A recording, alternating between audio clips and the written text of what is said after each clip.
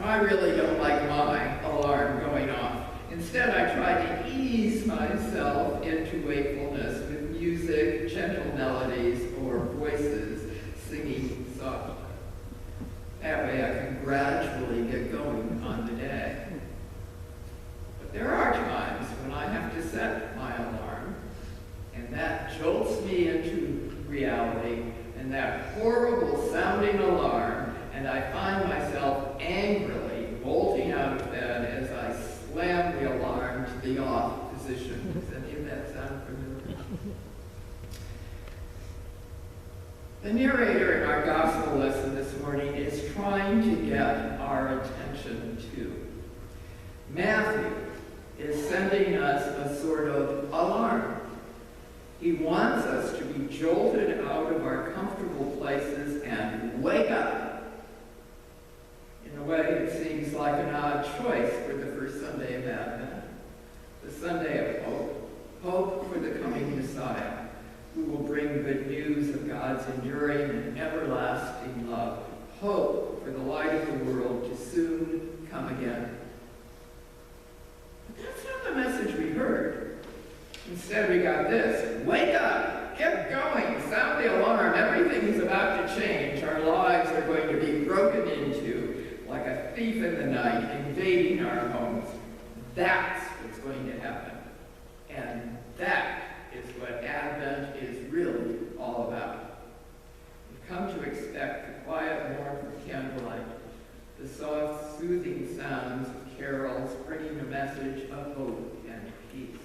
It's a time of soothing expectation as we await the birth of a quiet, gentle baby softly sleeping on a bed of hay.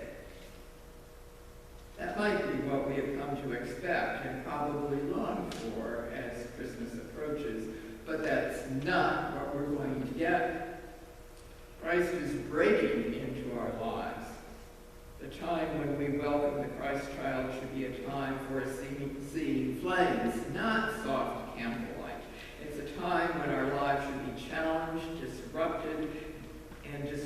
The coming of Christ signals a new life for us, not the same old, same old. Now, we've begun a new year in the Christian church, whether you know that or not. It's very fitting that the first Sunday in Advent signals the start of this new church year, because New Year's begin with hope for change, a change of attitude, a change in the way our lives have been going.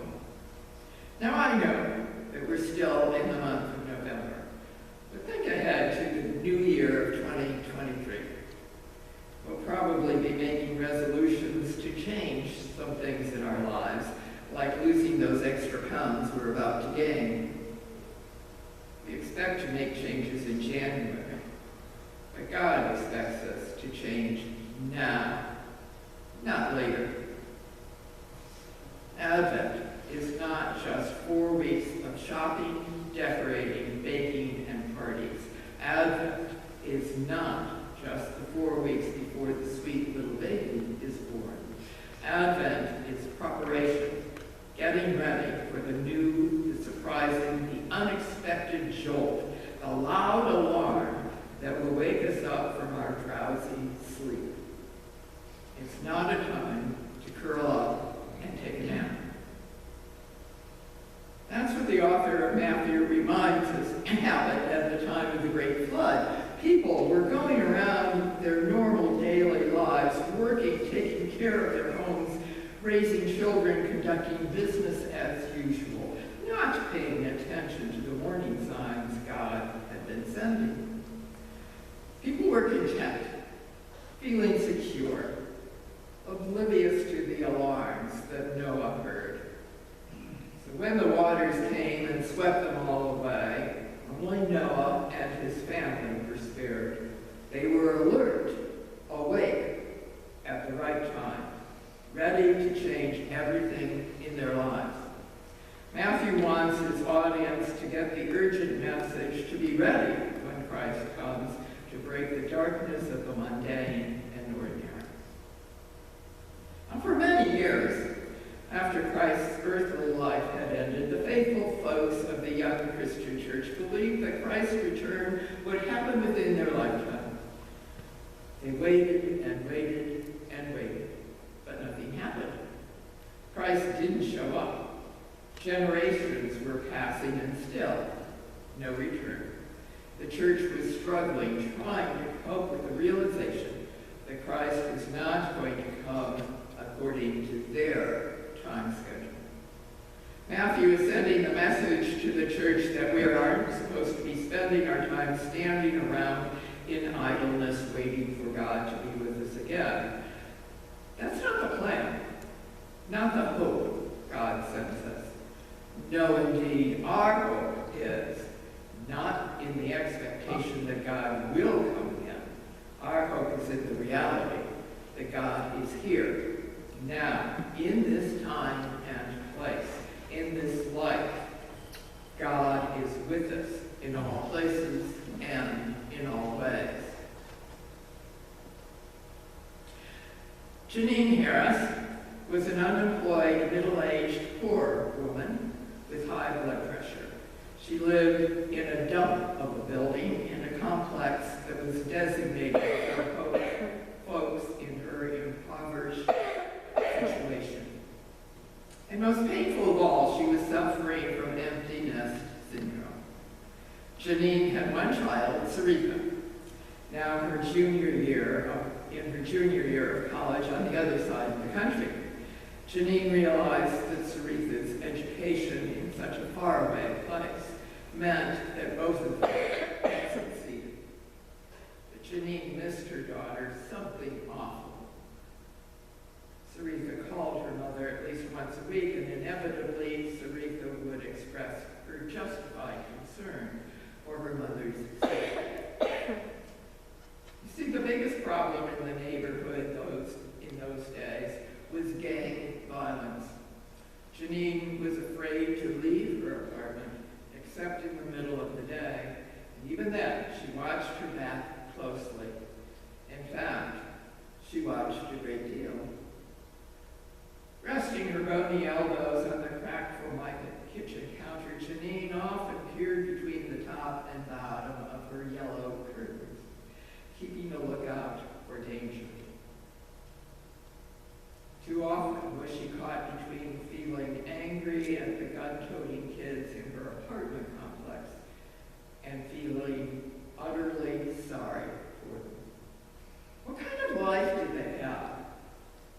They were even more trapped by neighborhood violence than she was. Kids associated with gangs had to watch their backs with an even greater vigilance. Janine wondered what had gone wrong with the world. Why, when so many had fought so long and hard for freedom, are so many kids bound by poverty and violence? Why are they so angry at each other when there are plenty of other folks in the world far more deserving of that hostility? Why, some 2,000 years after the birth of a gentle Savior, is there no peace? Can a way be cleared through this mess? 3 months ago, in the middle of a breezeless golden afternoon autumn day, a 10-year-old boy on the next block was gunned down by a bunch of kids driving by in a stolen car. Janine knew him, Michael. She had known Michael from the time he was a toddler.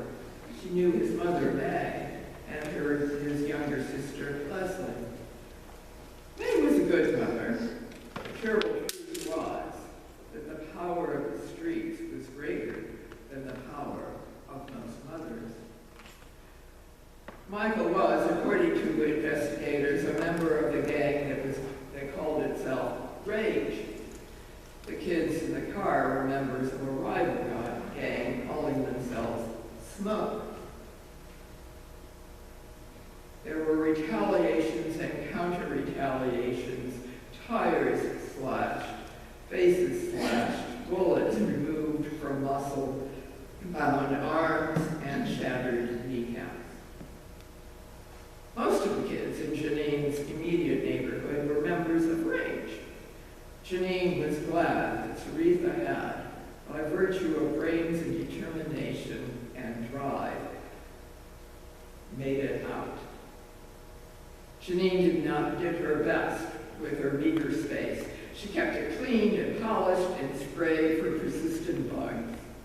Right now, her apartment was decorated for Christmas. There wasn't any tree yet, but there were lots of fresh greens.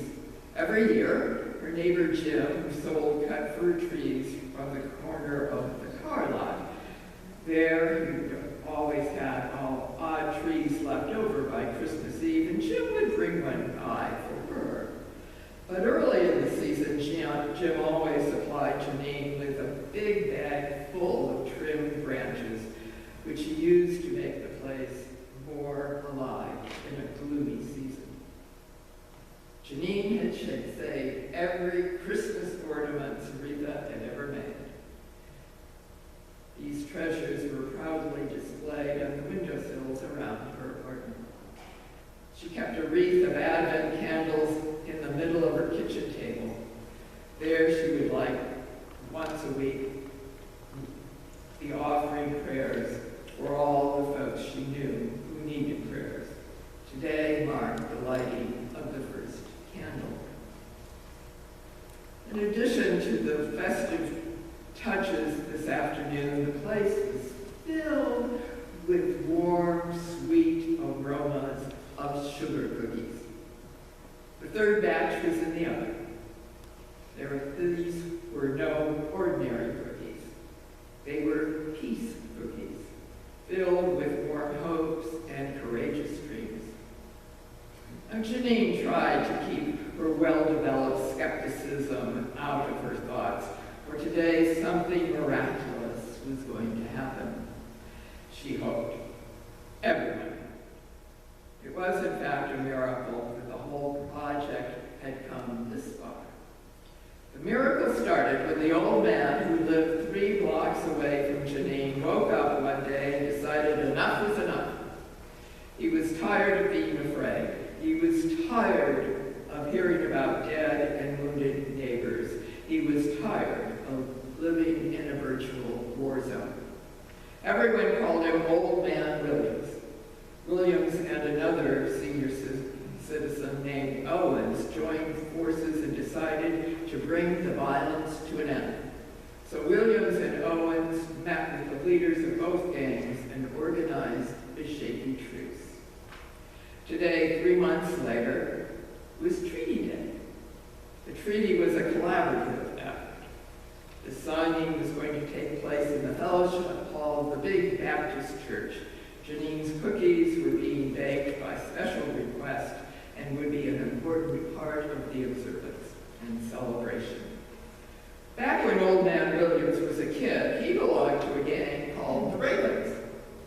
The big rival gang of the day was called the Rockets.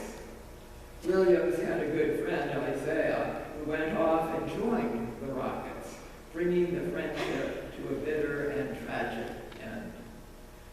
During one terrible midsummer face-off, Isaiah stabbed Williams in the back, literally. Fortunately, Williams survived, but the friendship was forever broken. Old Man Williams had never forgiven his childhood buddy. Williams and Owens, now in their 70s, lived only 6 blocks apart. On the morning when little Michael was shot, Williams decided he couldn't hide anymore from what was happening all around him. With the will to forgive and the kernel of an idea, he walked his 6 long blocks to Owens' apartment and resumed a friendship that had ended so long ago. Both Owens and Williams were disgusted and frustrated by the turmoil in the neighborhood. They were both stubbornly alone. When Williams told his old adversary and friend that he wanted to try to put an end to the bloodshed, Owens was ready to join forces. Now, Owens and Williams had been meeting for 3 months, along with 10 other concerned senior citizens with whom they had entrusted their plan. The group was called SIP, short for Swords into Plowshares. SIP came up with a brave plan that would take a lot of commitment, risk, and as much neighborhood support as they could find. The most important component of the plan turned out to be the trusting relationship that developed between gang members and SIP leaders. The second most important component was letting the kids themselves come up with the ideas like peer counseling, a safe zone, a community center, and a guns or gift certificate swap. Much of what SIP expected to happen did. There was a great deal of resistance. Hatred is a fiercely contagious virus. At first, SIP members received threatening phone calls and had ugly graffiti messages, but Owens and Williams fearlessly shared their own story over and over again. And eventually, the power of forgiveness became irresistible. Edmund Lockhart, a recently retired teacher and SIP member, became a mentor to 3 of the kids who weren't yet teenagers, but were firmly attached to gangs. Gangs took the place of family for many of these kids, whose parents weren't available to them for one reason or another. So for these 3 boys, Edmund became a combination surrogate grandfather, coach, teacher, and friend. And as it turned out, Edmund began to have the time of his life with these 3 kids. Now, Janine wasn't a SIP member. She hadn't been involved in any of the planning, and she fully intended to continue maintaining a safe distance from anyone whom she thought might be related to a gang. But having heard about the amazing doings, she prayed for them all. SIP members, gang members, perpetrators, victims, the entire neighborhood. When she received a phone call asking her to bake some of her famous sugar cookies for the treaty celebration, she was glad to do it. She bought red and green sugar crystals with which to decorate. Everything about the preparation of these cookies required extra care from Janine.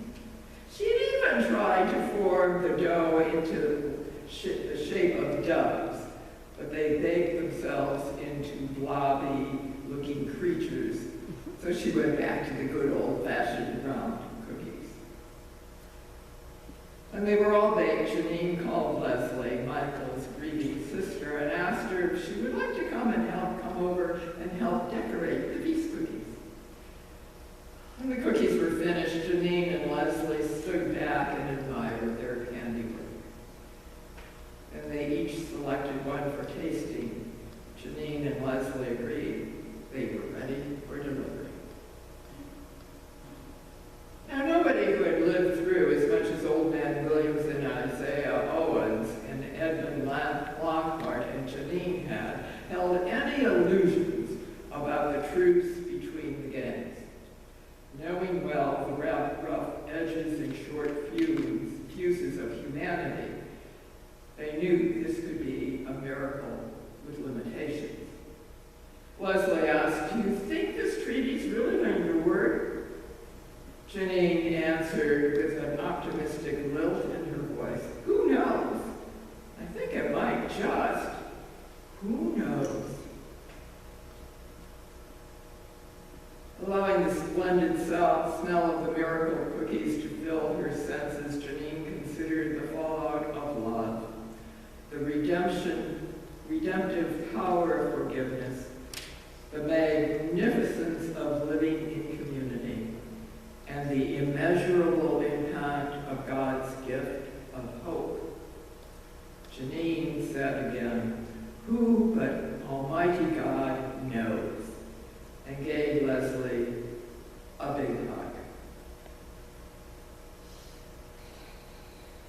Dear friends, we have lit the first candle on the Advent wreath.